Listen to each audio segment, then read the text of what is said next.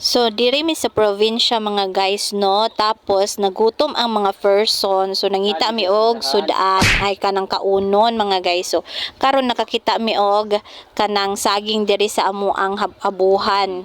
So, among gibit-bit ning saginga kay amo ani siyang barbecue or iganggang ba. So, inana siya. Gibalatan na nato ni siya mga guys. Tapos, amuan na po siyang gitusok sa amo lang pong gihimo po na kanang stick, barbecue stick.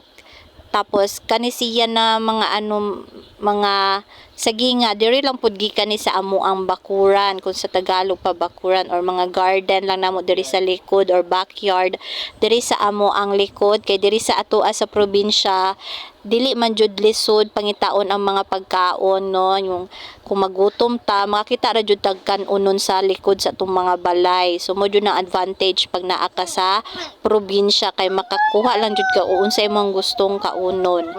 Tapos dili pud ka mo gastos og kanang dako kaayo. So pasensya na kung background, no, kay daghan kayog saba diri sa akong likod. Tapos amo na nang gibit-bit paadto dito sa amo ang gihimo lang pod na kanang among sugbahanan diri. O amo na ang among gihimo. Tapos ni repeat pa din ni ato ang video mga guys. So ara na siya, amo anang gibutang, amo anang gisugba ni ato ang kanang barbecue manin ato ang saging mga guys. Tas perfect jud kaayo na siya karong adlaw. Tapos daghan ni kay daghanon mi diri sa balay. So muna ni ato ang finished product.